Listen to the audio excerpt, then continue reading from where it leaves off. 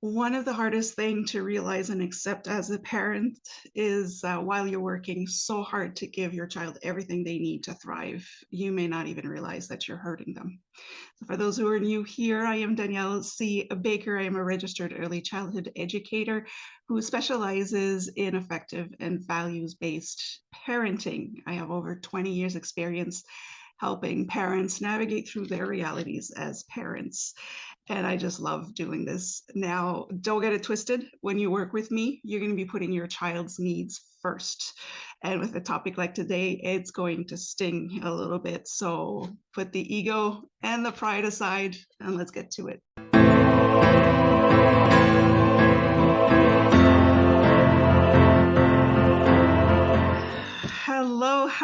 Hello. Welcome to the Talk to Danielle podcast. I am your host, Danielle C. Baker. And before we get started on today's topic, be sure to like, follow, and subscribe to whichever channel you are listening or watching from. And of course, this is new to season 2. This episode is brought to you by the Self-Esteem Doctor Online Academy. The wonderful and beautiful Dr. Simone Alicia has amazing resources to work on your child's self-esteem, self-worth, and everything that comes with it, the confidence.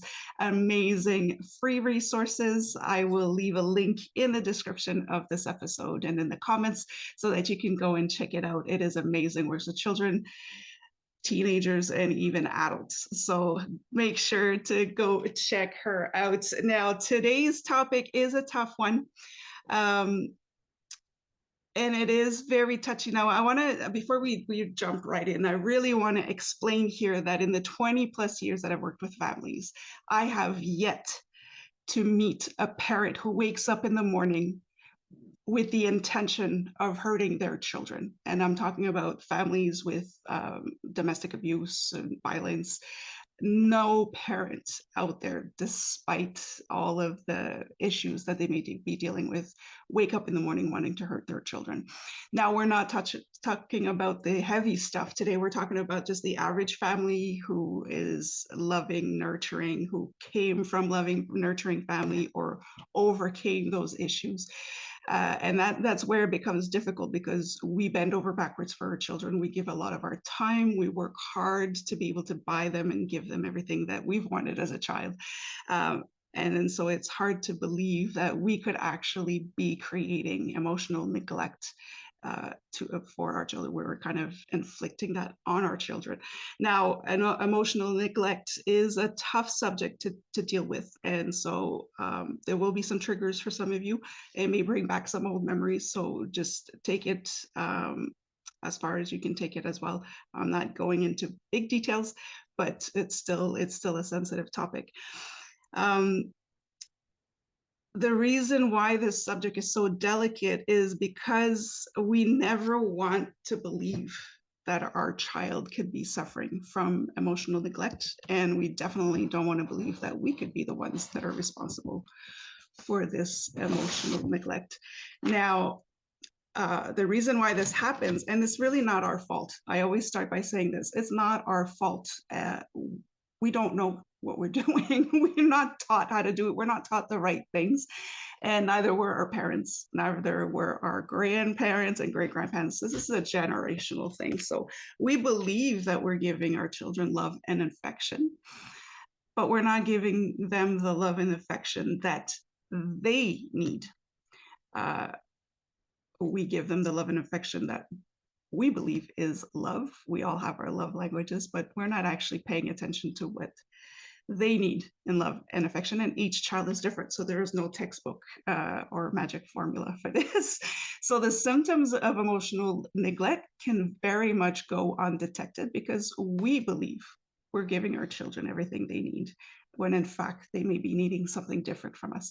So this episode will deal with the invisible symptoms that you may see, and we're only going to really deal with the symptoms. The consequences will be a different episode because that takes a bit of time as well. So be sure to check that out when it does come out. Most of the time, children are subject to emotional neglect because the parents don't understand their role as parents. And this is what I was saying. It's not our fault. We don't know. We don't know any better. Um, we've been getting it wrong for generations. So it's really not our fault. Ignorance has a huge play in this. And now I'm going to be taking that ignorant part out. So it'll be up to you after this what you want to do. At this point, it will be a choice. So be sure to pay attention.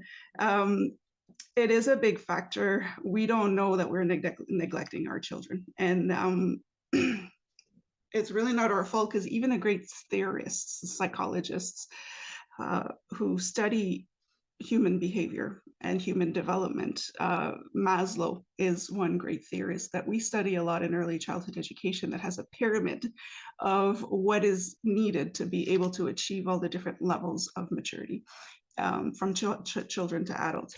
And the very bottom of the pyramid, the base of it, is the basic needs, as being fed, being clothed, shelter.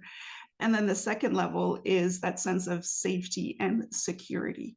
So without those two first layers of the pyramid, we are not able to get into healthy social interactions, cognitive development, to use our brain the way it's meant to be used. And it goes even further up into morals and values. And so without the first two pillars, the first two layers of the pyramid, we can't achieve the higher levels. And so we put a lot of emphasis in early childhood education on the basic needs: fed, sheltered, and that having that sense of safety and security. Now, where we go wrong in all of this, and where we've been going wrong forever, and it's totally normal because now we're talking about survival, is we attach those levels to materialistic things. So food, shelter, safety and security means, okay, we have a house, you're safe. I'm here to defend you if you need to, we're safe. The issue here is when children are born, they don't know the material world. They're not aware of the material world. All they have are emotions, and they're not able to express those. They don't know how to handle these emotions. So the sense of safety and security does not come from an actual building or from an actual person, a body that's there to protect you, but it only comes through love and affection. And this is where the mistake happens, because even the law tells us that we need to feed and shelter our children. There's nowhere in the law that says that we have to love our children. Children's services are not going to come into your house and grab your children because you're not loving your children. So there's a flaw there. But for a child, the only way they're ever going to feel safe around people and safe with themselves is if they get the proper love and affection that they need, not that what you think it needs. So this is where it gets complicated. So when we look into this, it gets really big. I'm going to start listing some risk factors here, and what the risks are that could lead to emotional neglect. And when I go through this list, you may start seeing patterns of your childhood, and you might start understanding where your issues come from, where your traumas come from. So again, take it slowly, and take it the way that you can do it. What we have to understand is emotional neglect has a direct impact on your personal identity or child's personal identity. Who they are. Am I lovable enough? Am I worthy? Who am I? If we're not giving them that sense of security, of love and affection, they're not going to understand who they are. It also has a direct impact on their future behaviors and habits. So a child who suffers from emotional neglect at a very early age could have the potential of becoming an emotionally unbalanced adult if the issues are not addressed or corrected along the way. We could have somebody that could be slightly unstable. So emotional neglect can take many forms because each child is different, and each child needs love and affection in a different way. They need their safety in a different way. So it doesn't mean that the parent is not providing love and affection to their child. It just means that they're not providing the love and affection that their child needs. And this is the biggest blind spot as parents. hence the reason why I got the title for this. This is a big blind spot. We do everything for our children the way we think is the best way, the way we're told by specialists, by theorists, by academics. And if you don't go that way, you're also going to just parent your child the way you wanted to be parented. Either you had a happy childhood, you love the way your parents raised you, and you want to do the same, or you know what you don't want to do with your children and you do that. So you're not actually addressing their needs, you're addressing your needs, and this is where it gets sensitive. It's all about the love that your child needs, so you got to keep that in mind, because we're looking into risk factors of you're too busy to take on your parental duties fully. So you're working overtime at work to be able to pay for hockey lessons, and separation or divorce issues where the parents are like, well, it's half, you should be showing half.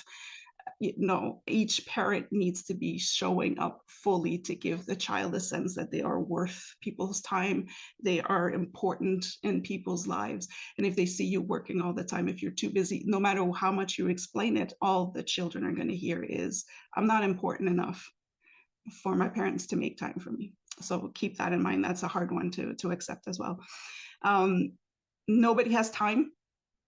We have to make time. So, if you have a golf tournament or a golf game that you want to go to, you've got tickets to a concert you've always wanted to see, your child is going to see that. They're not going to understand that you need time for yourself. They're just going to see that that's more important than they are. So keep that in mind. A lot of the times parents overwork. They're too busy to be able to pay for the stuff they want to give their children, and now they feel guilty, so they will show their love through gifts. Give them everything that they want, take them on big trips. But again, children don't see that. They only see that trip was important, but throughout the entire trip, you are stressed because you're spending too much money. The kids are tired. You overscheduled the trip because you want to get your money's worth. Now the kids are tired, and now they're unappreciative, ungrateful, and just adding on to the sense of there's something wrong with me. My parents don't love me, and that is neglect. There are many versions of emotional neglect, but the result is always the same. So no matter how emotional neglect shows up in a child's life, the results are the same. They're going to have a sense of abandonment. They're going to feel abandoned. Their loved ones, the ones who are there to care for them, are not there for them. And they're going to feel unsafe. They're not going to feel safe. And now we're falling right at the bottom of the Maslow pyramid. And those two things, feeling abandoned, not feeling safe, is a form of abuse. This is the huge trigger. You're working your butt off to love your child, to show your love to your child, but it's actually abuse. And that's a really tough pill to swallow. So I'm not accusing you of anything, but this is where it stings. We have to be aware. We don't even know that. We're not taught that, but in any way, shape, or form, when you're making your child feel unsafe, it is a form of abuse. And of course, now nobody's teaching us this, right? So how are we supposed to know? Don't feel guilty about this. We don't know, but now you do know. So it's time to make some changes. There's some characteristics in an emotional neglect victim. Now, those are the kind of the same characteristics for other things. So, it doesn't mean that that's exactly what it means. It doesn't mean that the child is emotionally neglected if the personality shows up that way. But those are kind of little things to look out for. A lot of the times, emotionally neglected children are oversensitive. They're very sensitive to if you raise your tone of voice, if there's a little bit more movement around them. If they feel like they're going to be left alone somewhere, they're very sensitive to that. They overthink and overanalyze everything, especially every little gestures. They kind of look for things and little things that we take for granted. They're going to feel this is not, it doesn't mean that that's what your intention is, but they are going to feel like the adult's actions feel like abuse, but there are no words and there are no physical violence towards it. So they get confused. They don't understand what's happening, but it just doesn't feel right. So this is kind of the mess that we're in, and most families will see their parental role as providing the basic needs and the materialistic wants. So they'll provide food, shelter. You want to play hockey, okay? You want to play soccer, okay? So we're providing all of these things, but they're not actually putting the emphasis on love and affection, because we believe that doing all of these things is our way of showing love. So a lot of the times you may find yourself saying, well, of course I love them. Look at this.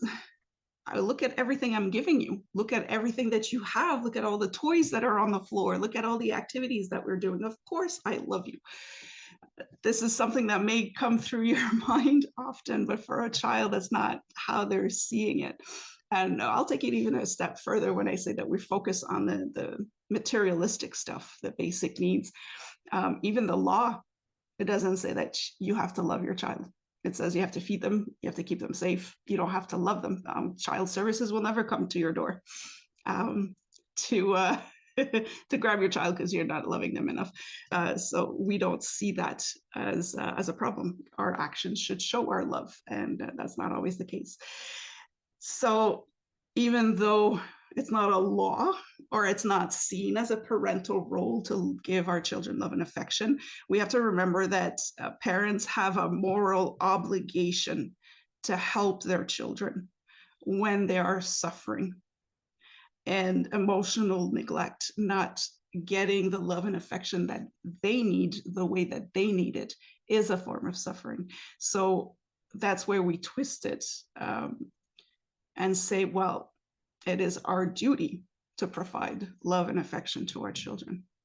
So it's a moral issue more than a lawful issue. Now we dive right into the symptoms. Like I said, a lot of those symptoms are going to come up undetected because we believe that we're giving the love and affection that our children need. And so we may not see those red flags. So keep an eye out for those. Now, it doesn't mean that that's exactly what it means. Those same symptoms could mean something else, but there are definitely red flags.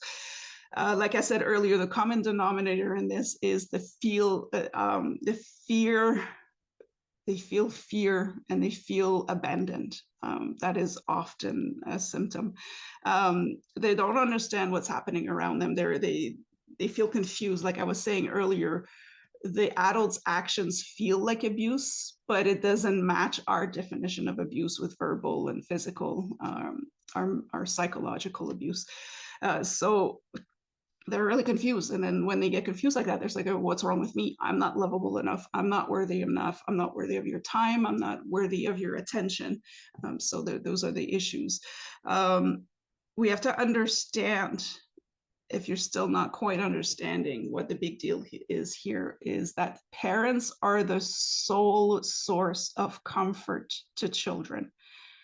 The sole source of comfort.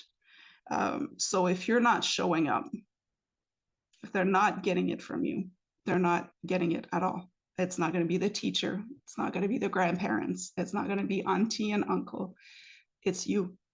So when you're going through some stuff and you're kind of passing your child along to somebody else to care for them, yes, it does help. It's better than not giving them anything at all, but they're still not getting it from you. They're still getting the abandonment issues. They're still getting that fear and that sense of, I'm not worthy. For my parents, these other people are showing up, but my parents are not showing up. So keep that in mind. That is a hard pill to swallow as well. You can't just pass that love on to other people. So it's tough. And that was one of the hardest things for me, working with parents, working with families, working with children, seeing as a third part, as an observer, what was happening. Made it very difficult for me looking into what I was doing with my children. That sense of guilt was so strong. And you can't beat yourself up for it when you didn't even know. There's some things that you can change. Every child will feel emotional neglect in their own way. So like I said, there's no textbook that's going to really help you. It can help you, but you need to figure out who your child is first. And if you're not spending enough time with your child, you won't know who your child is. So you got to pay attention to that. What you think may be nothing, it could be everything to your child. So you can't just assume that your child is overreacting. Fear and abandonment will always be the common denominator, so keep an eye out for that. That is definitely the red flags. And again, I'll list some more red flags before I wrap this up. The fear of being alone could be, especially in the younger years. Now, they could just be their personality, but that fear of being alone is that sense of insecurity. They don't feel safe, so keep a lookout for that. There's difficulties with social interactions or making friends. Again, that could be due to something else, but it does show up when there's emotional neglect involved. There could be some challenges with language skills in their early years just because they don't know how to express their emotions. Parents are the ones who are supposed to show them how to take that time through their actions, how to express their emotions. So if there's emotional neglect there, they're not getting that education. They could be aggressive and violent behaviors. Their frustrations and this guilt that they're feeling and that fear that they're feeling comes out through aggression. They could be difficulty expressing emotions. Like I mentioned before, they're not taught how to, so they won't know how to. They could show signs of uncontrollable rage. They go from 0 to 100 in a snap. Again, that has to do with all of this emotional baggage that they're carrying. Most of the time, it could be your emotional baggage. So keep a lookout for that as well. They're going to have a really hard time trusting people in their early years and as adults as well. So that is a definite sign of emotional neglect. They could be shy, timid. They could have low self-esteem, again, just because of their self-worth. Their personal identity has been compromised through the emotional neglect. So be careful with that. There's a lot to take in, and there's so much more that I could say. These are just the symptoms. This is just understanding our role as a parent and how we could be hurting our child without even knowing it. So again, if you want to know what the consequences are long-term, what will happen if we don't address these issues right away, check out the next episode. It'll be coming out soon. And so I will leave you with a last message. And how we see our role as a parent. And this is the most important part. It's like, as I was saying, most of us believe that our role is to feed them, make them safe, make them feel secure. But you have to understand that in order for your child to have a healthy well-being and to know how to manage their mental health later on down the road, giving them affection and love is just as crucial as feeding them. So if you put a lot of emphasis, it's important to feed my child. It's important to make sure my child is eating well. Well, it's also important that your child receives the love and affection that they need from you. So if we could just make that little adjustment in our way of thinking as a parent, it changes everything. It makes it a lot clearer to take that time. So hug your children, give them little kisses, talk sweet to them, tell them how important they are, but don't just tell them, show them how important they are to you. So when you're with them, put the phone away, don't even have it on you, or turn down the notifications so that they don't hear the little beeps and boops and everything else, because that is a constant reminder of them that you should be doing something more important. So those are little things that can help you today. Just think of love of affection as food for your child, and give them your time and affection. Show them that they are important. Hug them. You're not spoiling them. They're little kids. You're not spoiling them. It evolves as they grow, of course, but we have to get that out of our mind that we're not spoiling them, we're actually educating them. So I hope this helped. Don't forget again to check out Dr. Simone Alicia's Self-Esteem Doctor Online Academy. She has great resources to help build up your child's self-esteem and confidence. And if you have any questions, any concerns, you can always reach out to me. And once again, don't forget to like, subscribe, and follow whatever channel you're listening or watching from. And until then, stay safe, Stay awesome, and we'll talk soon.